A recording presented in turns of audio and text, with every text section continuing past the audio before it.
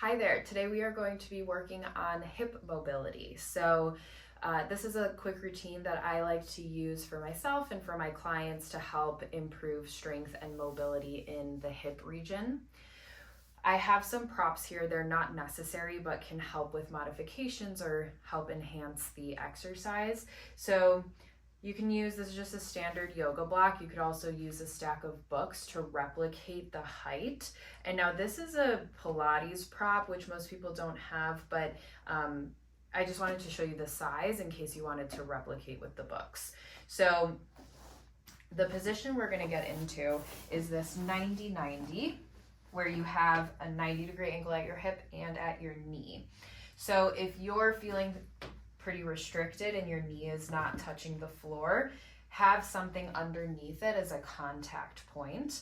If you're really restricted in that back leg and that internal rotation, then either a block or something a little bit larger to sit on can get you up here in a little bit more of an accessible position, and then still having that contact point for the knee. You can play around with it, just do the modifications that you need.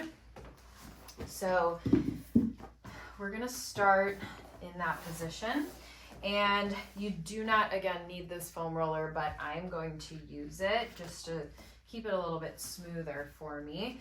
You're gonna have your hands in front of you, and we're just gonna start with some rocking of the hips, just forward and back.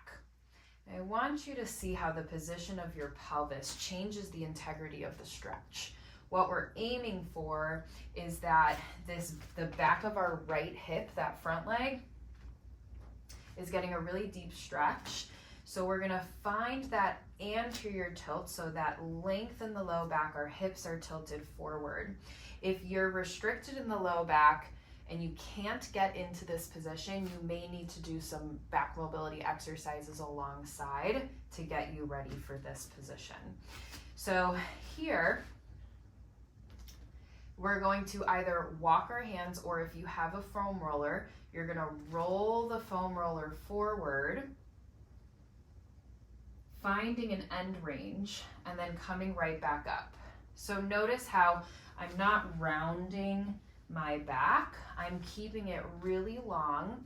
My chest is almost even staying up the whole time, really, and then come right back up. So roll forward, and then roll back up. Finding the deepest end range or stretch that you can that's tolerable. So we don't want any pinching or tingling in the foot. You may have to adjust if you're feeling that. We're gonna do one more, just rolling forward and back. Okay. And then stay here. So now I like to come down onto my elbows because we're gonna be here for about 2 minutes. That's kind of our magic number for these passive stretches.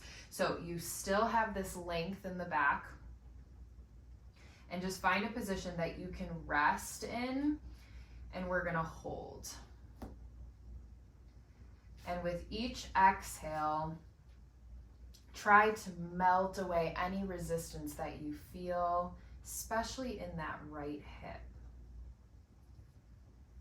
Taking some deep breaths, relaxing as much as possible. And as we hold this, you may notice that you can start to come a little bit deeper over time. So that's when I might want to take the foam roller out and then get a little bit lower, or I just walk my hands out.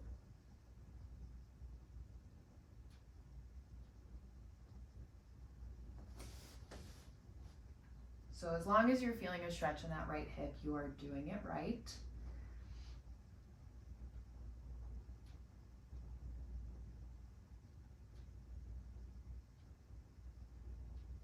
Let's hold here for about 30 more seconds. You can always pause the video and do longer if you're craving that. And in this video, I'm only gonna do the one side, so you can just repeat the video and do the other side along with it.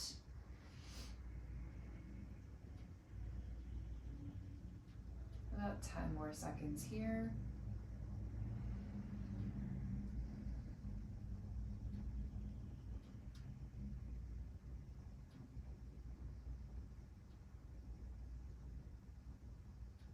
And then you're going to start to walk yourself back up out of this stretch for just a moment. If you need to come out of it completely, you can, but we're going to come right back into it and find that tolerable end range again.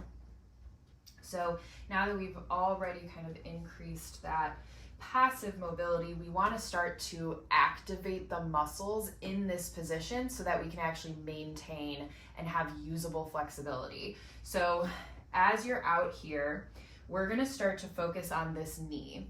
So having a contact point, you're going to press that knee into the mat as hard as you can. So let's start at about 30% effort, pressing that knee down, ramping up that effort to about 55%, continuing to 70%. So lots of effort here. It should be very fatiguing. You're at 90%, keep pressing for 5, as hard as you can for 4, 3, 2, and 1. Now ignore the knee and now press that foot down. So this one might feel a little bit more challenging here, especially if those external rotators in the hip are weaker. So you're gonna press that heel down, ramping up that effort for 5, 4, as hard as you can for 3, 2, 1, relax. Walk it up. And just pause for a moment again. If you need to get out of it, you can, but then come right back into it. Find that anterior tilt. Find your end range. It may be a new end range here. You might be able to go a little bit further. I like to stay on my hands so that I'm a little bit more engaged throughout the whole body. So now we're gonna press that knee down again, ramping up that effort, and go for 5, 4, keep ramping up that effort, 3, 2, 1, and then press that foot down for 5, 4, 3, 2, 1, and release and come down. So some body reactions you might feel is maybe that shaking, maybe your body's heating up, maybe you're getting a little short of breath. That's the kind of effort that we're really looking for so that we can actually get some gains here. So now from here, let's swing that leg around, come out of it slowly. And then I like to pause in between with my feet flat and just do a little like windshield wiper motion with my knees, just to compare the two sides and just see how that affected the hip. That is all for this side. So please repeat on the other side so you're not uneven. If you have any questions, please let me know, and happy moving.